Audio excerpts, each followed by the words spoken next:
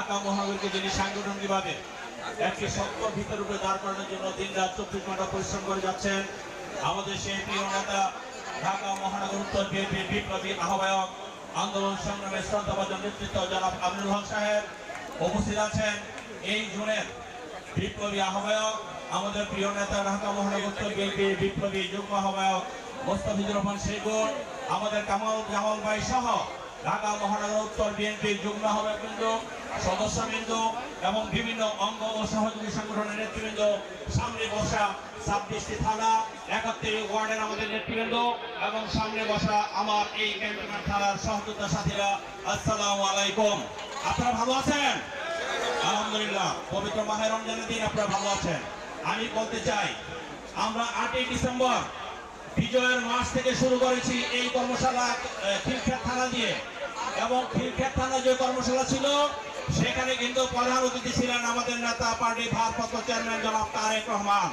আমাদেরকে বুঝতে হবে এই কর্মশালার গুরুত্ব কতটুকু আপনার আমার জীবনে, জাতির জীবনে, যার কারণে একটি উদ্বোধনী অনুষ্ঠানে আমাদের প্রিয় নেতা জনাব তারেক রহমান সাহেব ছিলেন, এবং তার পরবর্তীতে আজকে এই শেষ পর্যায়ে আমরা স্বাধীনতার মাস 26শে মার্চ স্বাধীনতার মাস, সেই মাসে আজকে 16 তারিখে আমরা এই 17 তারিখে আজকে এই ক্যান্টনমেন্টের কর্মশালা দিয়ে আমরা একটি 26টি থানার কর্মশালা পরিসমাপ্ত ঘটাবো বন্ধুরা আমার ইনশাআল্লাহ।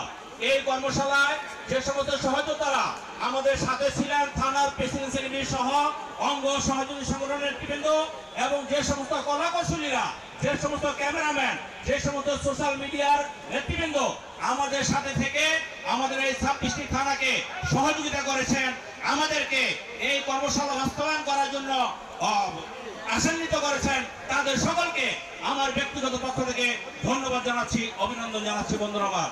এই কর্মশালা পালন করতে গিয়ে আমরা দেখেছি প্রতিটা কর্মশালা অত্যন্ত সুন্দরভাবে সফল হয়েছে।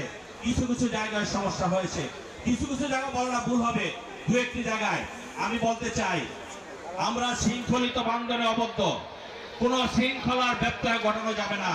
একটি সংগঠন একটি নিয়মতান্ত্রিক ধারায় চলে, একটি নিয়মে চলে।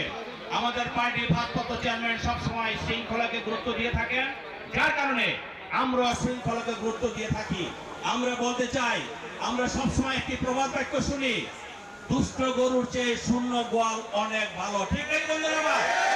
যদি সেটা ঠিক হয়ে থাকে, আমরা সংগঠনের স্বার্থে যখন যে কোনো ধরনের সাংগঠনিক আমরা কার্যক্রম গ্রহণ করি, আপনারা যারা সংগঠনের সাথে দীর্ঘদিন জড়িত কিন্তু সংগঠন বিরোধী কোনো একটি কর্মকাণ্ড যখন পরিচালনা করেন এবং তার জন্য যখন আমাদেরকে কোনো ব্যবস্থা নিতে হয়, আমাদেরও কষ্ট লাগে, কিন্তু সংগঠন একটি নিয়মে চলে, যার কারণে সেই সাংগঠনিক বিধিনিষেধ মেনেই আমাদের সংগঠনকে বিচার করতে হবে, সাংগঠনিক ব্যবস্থা নিতে আমরা বাধ্য হই।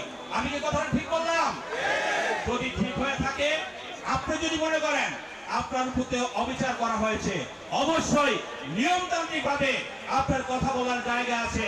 শুধু শুধু রাস্তাঘাটে কথা বলে, সোশ্যাল মিডিয়াতে কথা বলে আপনি আরেকজনকে অপরাধী করার কোনো অপচেষ্টা করবেন না। কারণ আমি যখন দলের বিরুদ্ধে একটি কথা বলি, সেটা সত্য হোক মিথ্যা হোক, সেটা মানুষ জানে, এবং সেটা দল ক্ষতিগ্রস্ত হয়, দলের সুনাম নষ্ট হয়। সেটা আপনার বিরুদ্ধে হোক, আমার বিরুদ্ধে হোক, আপনার পক্ষে হোক, আমার পক্ষে হোক, দয়া করে আপনারা সাংগঠনিক নিয়ম মেনে চলবেন। ইনশাআল্লাহ আমরা সংগঠনকে সেই মতো পরিচালনা করছি। আমি একটা কথা বলবো, আমরা যে যত বড় নেতাই হই, এই দলে কেউ অপরিহার্য না। দেশটির বেগম খালেদা জিয়া, তারেক রহমান ছাড়া একমাত্র জিয়া পরিবার এই দলে অপরিহার্য, আমরা কেউই অপরিহার্য না। কাজে আমাদের সেই কথাটি মনে রাখতে হবে বন্ধুরা আমার। আমি কনভেনার সহ আমাদের মহানগর নেতৃবৃন্দকে বলবো, যখন যারা যে ধরনের বিশৃঙ্খলাকারী হোক, চাঁদাবাজ হোক, অন্যায়কারী হোক, সন্ত্রাসী হোক, সাথে সাথে তাদের বিরুদ্ধে ব্যবস্থা নিতে হবে। আর যদি কখনো দেখেন যে তারা সুধরিয়েছে, দীর্ঘদিন দলের কাজ করেছে, দলের সাথে ছিল, দলের সুনাম অক্ষুণ্ণ রাখার জন্য কাজ করে গেছে, অবশ্যই যদি সেটা